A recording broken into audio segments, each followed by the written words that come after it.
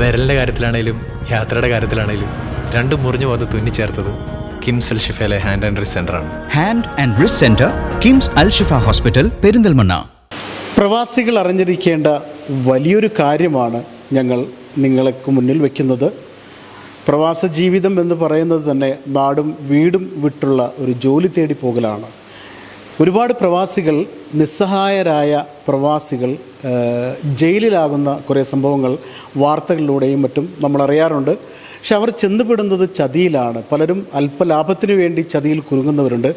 ലഹരി മാഫിയ ഒരുക്കുന്ന കെണിയിൽ വീണ് അവരുടെ ജീവിതം തുലഞ്ഞു പോകുന്ന അവസ്ഥകൾ ഉണ്ടാവാറുണ്ട്. ഈ പ്രവാസികൾ, അതായത് GCC രാജ്യങ്ങളിൽ എല്ലാ കാര്യങ്ങളിലും ഓടിയെത്തുന്ന, സഹായത്തിനെത്തുന്നത് KMCC ആണ്. KMCC ചെയ്യുന്ന കാരുണ്യ പ്രവർത്തനങ്ങൾ പ്രത്യേകിച്ച് എടുത്തു പറയേണ്ട കാര്യമില്ല. അവർക്ക് ഗവൺമെൻറ്റുമായി സഹകരിച്ച് ചെയ്യാൻ കഴിയുന്ന ഒത്തിരി കാര്യങ്ങൾ ചെയ്യുന്നുണ്ട്. ഈ ലഹരി മാഫിയയുടെ കെണിയിൽപ്പെട്ട് ജയിലിൽ പോകുന്നവരുടെ അമ്മമാർ, ഉമ്മമാരൊക്കെ ഇവരെ വിളിച്ച് സഹായം തേടുമ്പോൾ അവർ നിസ്സഹായരായി പോകുന്നുണ്ട്.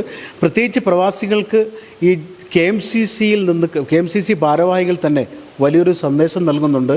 പ്രവാസികൾ ഇവിടെ നിന്ന് പോകുന്നവർ ലഹരിയിൽ അറിയാതെ ചതിയിൽപ്പെട്ട് ജയിലിലാകുന്നവരുണ്ട്. അറിഞ്ഞുകൊണ്ട് ചെയ്യുന്നവരെ നമുക്ക് വിട്ടേക്കാം. പക്ഷേ നിരപരാധികൾ ഒരുപാട് പേര് കുടുങ്ങുന്നുണ്ട്. ഈ പ്രവാസികൾക്ക് ഇവിടെ നിന്ന് ഇനി പോകാനുള്ളവർക്കും പോയിട്ടുള്ളവർക്കും ഒക്കെ നൽകാനുള്ളൊരു സന്ദേശം, അതായത് ദുബായ് KMCCയുടെ ഭാരവാഹി പേര് സക്കീർ പാലത്തിങ്കലാണ് നമ്മോടൊപ്പം ഉള്ളത്. ഇവർക്കൊക്കെ നൽകാവുന്ന വലിയൊരു സന്ദേശം എന്താണ്? KMCCയെ സംബന്ധിച്ചിടത്തോളം ഇത്തരം ഗൾഫ് നാടുകളിൽ നടക്കുന്ന എല്ലാ പ്രശ്നങ്ങളിലും സഹായം തേടിക്കൊണ്ട് പ്രവാസികളെത്തുന്നത് KMCCയാണ്. KMCC ഒരുപാട് വിഷയങ്ങളിൽ ഇടപെട്ടുകൊണ്ട്, ഇത്തരം സാമൂഹ്യ വിഷയങ്ങളിൽ ഇടപെട്ടുകൊണ്ട് അതിനെല്ലാം പരിഹാരം കാണാൻ വേണ്ടിയിട്ട് പ്രവർത്തിക്കുകയും ചെയ്യുന്നുണ്ട്. പക്ഷേ ഈ മയക്കുമരുന്ന് പോലെയുള്ള വിഷയങ്ങളിൽ ഉൾപ്പെട്ട് കഴിഞ്ഞാൽ അത്തരം കാര്യങ്ങളിലേക്ക് നമുക്ക് എളുപ്പം കടന്നു ചെന്ന് അത്തരം കാര്യങ്ങളിൽ ഇടപെട്ട് പരിഹാരം ഉണ്ടാക്കി കൊടുക്കാൻ കഴിയില്ല. കർശനമായ നിയമങ്ങൾ നിലനിൽക്കുന്ന രാജ്യങ്ങളിൽ ഇതുമായി ബന്ധപ്പെട്ട് നമ്മൾ പ്രവർത്തിക്കുമ്പോൾ ഒരുപാട് പരിമിതികളുണ്ട്. അതുകൊണ്ട് ഈ ഒരു മഹാവിപത്ത് കുടുംബത്തെയും സ്വന്തം ജീവിതം നഷ്ടപ്പെടുന്നതോടൊപ്പം തന്നെ കുടുംബത്തെയും കണ്ണീരാഴ്ത്തിക്കൊണ്ട് ഇത്തരം വിപത്തിൽ അകപ്പെടുന്ന ആളുകൾ ഇതിൽ നിന്നും ജാഗ്രത പുലർത്തിക്കൊണ്ട് മാറി നിൽക്കണമെന്നാണ് ഒരു KMCC പ്രവർത്തനം എന്നുള്ള രീതിയിൽ പറയാനുള്ളത്.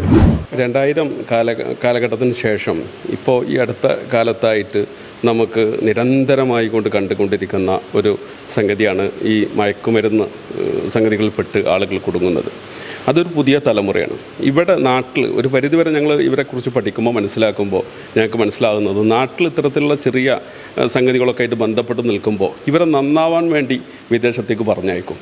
അവിടെ ചെന്ന് നന്നാവിൽ വീടില്ല, കുടുംബമല്ല, മറ്റു സംഗതികളില്ല, സുഹൃത്തുക്കളാണ്. പക്ഷേ ഇതിൽ വലിയ ഒരു സാമ്പത്തിക ലാഭം കണ്ട് അവരിത്തരം സംഗതികളിലേക്ക് ഇറങ്ങിത്തിരിക്കും. അങ്ങനെ പിടിക്കപ്പെടും.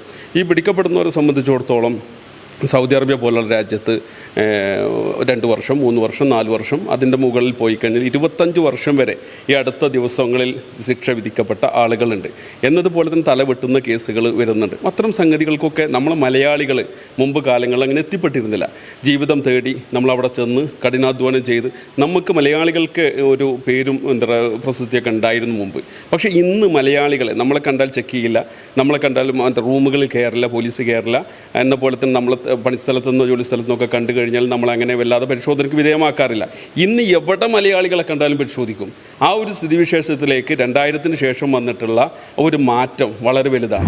കഴിഞ്ഞ ഏതാനും ഒരു 2 പതിറ്റാണ്ടോളം കാലമായിട്ട് ഈ മയക്കുമരുന്ന് വ്യാപനമായതോടുകൂടി പലപ്പോഴും ഈ ചെക്കിങ്ങിൽ മലയാളിയെ കണ്ടാൽ മറ്റു പല രാജ്യക്കാരെയും പരിശോധിക്കുമ്പോൾ, ബംഗാളിയെയോ പാകിസ്ഥാനിയോ പരിശോധിക്കുമ്പോൾ മലയാളിയാണെന്ന് കണ്ടാൽ നമ്മളെ പരിശോധിക്കാതെ വിടുന്നൊരവസ്ഥയുണ്ടായിരുന്നു. അതിൽ നിന്ന് മാറ്റം വന്നു.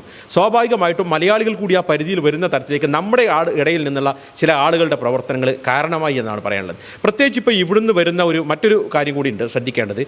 വ്യാപകമായിട്ട് നമ്മുടെ കുട്ടികൾ തൊഴിലില്ലാതെ അങ്ങോട്ട് വരുന്നുണ്ട്. എവിടേക്കാണ് ഈ പോകുന്നതെന്നോ എന്താണ് തൊഴിലെന്നോ അന്വേഷിക്കാതെ വലിയ തുക കൊടുത്തുകൊണ്ട് അവിടെ എത്തിപ്പെടും.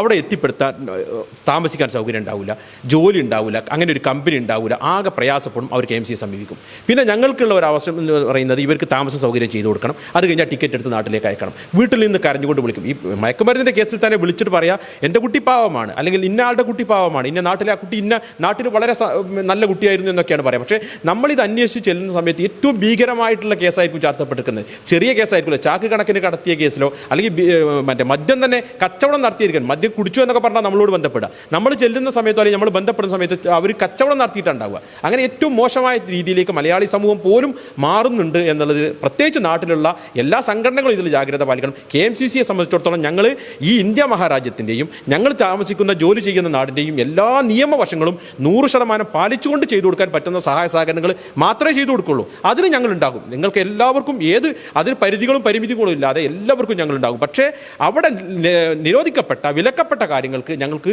നിസ്സഹായരാണ് എന്നതുകൂടി ഇതിലൂടെ ഞങ്ങൾ നിങ്ങളെ അറിയിക്കുകയാണ്. ഏതായാലും വളരെ വ്യക്തമാണ്. മലയാളികൾക്കൊരു കാലത്ത് ഗൾഫ് രാജ്യങ്ങളിലൊരു പരിഗണന ഉണ്ടായിരുന്നു. ഇന്നതില്ല എന്നത് അവർ KMCC ഭാരവാഹികൾ തന്നെ പറയുന്നുണ്ട്.